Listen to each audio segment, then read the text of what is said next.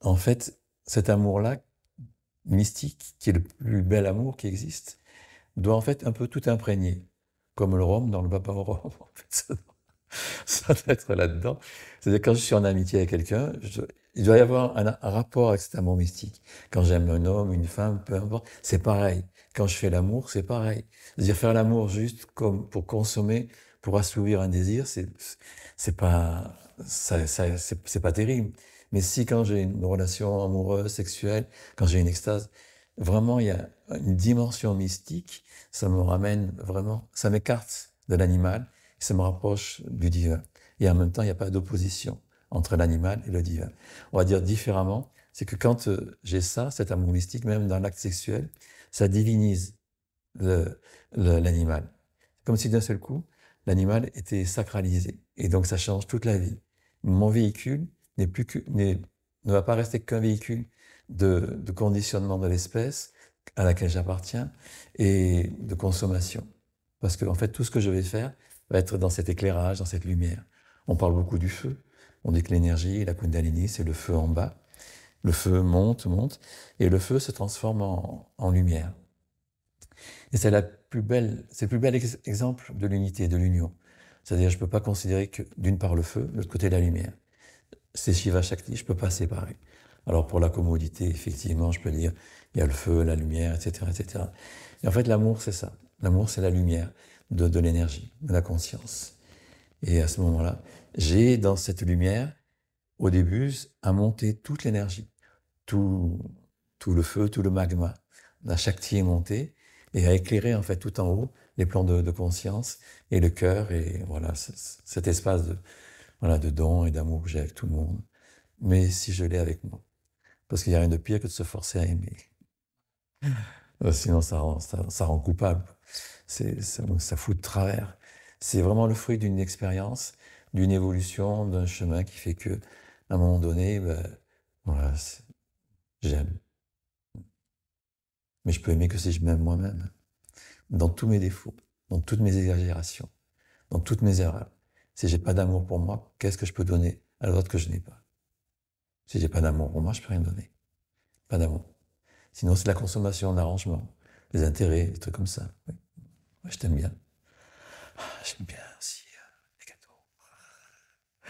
Voilà, bon, c'est pour plaisanter, évidemment. Mais quand on est dans une démarche spirituelle, on doit perdre, d'une part, on doit retrouver toute l'innocence de l'enfant, et après, il faut faire attention de perdre un peu l'innocence par rapport au consommateur que je peux être aussi. Parce que, surtout aujourd'hui, je sais pas si tu as vu, il y a même des gens qui utilisent Instagram et des trucs comme ça. Et en fait, c'est tout le temps dans la recherche d'un intérêt, d'un troc, en permanence, en permanence. Or, le cœur, ce n'est pas ça du tout. C'est gratuit et spontané. Après, je dis pas qu'il faille, bien sûr qu'il faut vivre, il faut bosser, il faut que les gens te payent, me payent ou payent tout le monde et tout, et que moi je paye les autres, etc.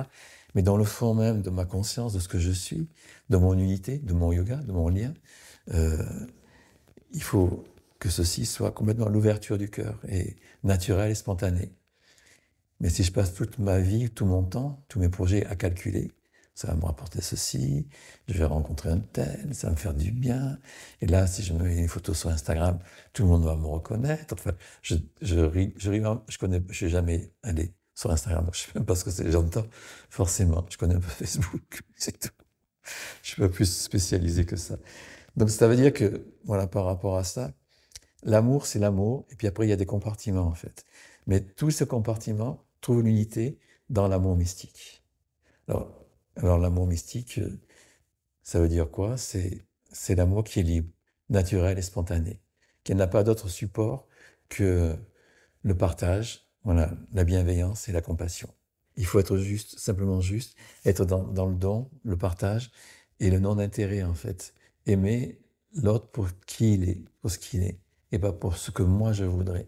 Aimer la chose pour ce qu'elle est, et pas pour ce que je voudrais en faire, pour manipuler ou quoi que ce soit. Ça, c'est tout un chemin. Et l'amour mystique, c'est ça. Ça veut dire qu'en fait, c'est un amour qui n'a pas d'objet, mais qui s'adresse à tous les objets, et qui peut pénétrer tous les objets. Et ça change radicalement, en fait. Parce que, en réalité, euh, l'ego, la personnalité, ne peut pas se nourrir d'un amour mystique, c'est impossible. C'est sûrement, je mets des guillemets parce que c'est des façons de parler, évidemment. Mais pour l'ego, l'amour mystique, c'est le plus gros poison qui existe. Ça l'empoisonne complètement parce qu'il n'y a aucun intérêt dedans. Et l'ego ne se nourrit que d'intérêt. Alors là aussi, on pourrait développer la chose largement, mais juste pour mettre des petites bases de rien du tout. Ouais. Mais du coup, il y a quelque chose que tu as dit au tout début qui m'a quand même interpellé, c'est que finalement, tu as dit que c'est pas quelque chose qu'on choisit, c'est quelque chose qui vient à nous. Voilà. Mais est-ce qu'on peut dire ça finalement, puisqu'on va dire qu'on a établi ce que c'était que l'amour, est-ce qu'on peut dire ça? Ainsi font les petites marionnettes.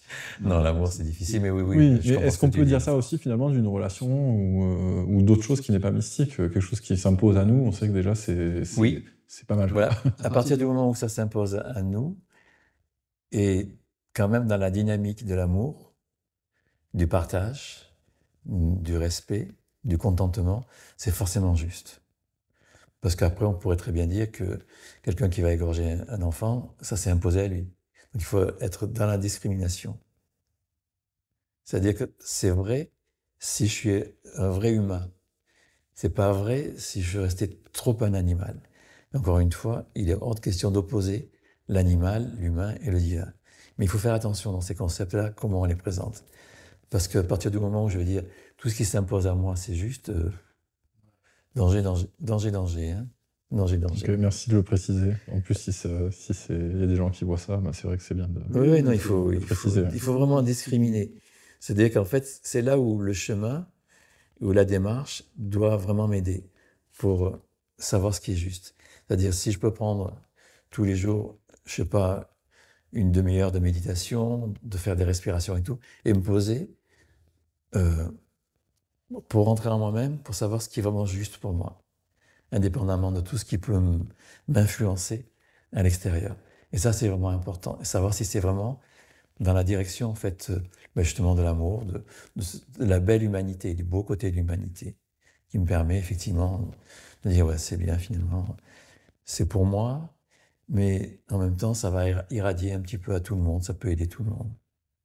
Même quand j'ai comme projet de faire une entreprise, ça doit être tout le temps dans le même sens du partage et du don.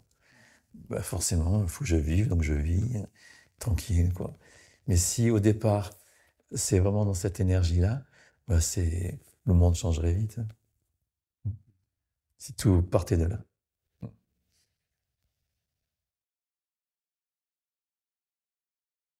parlera aussi de pranayama et de rétention. Merci encore, Christian.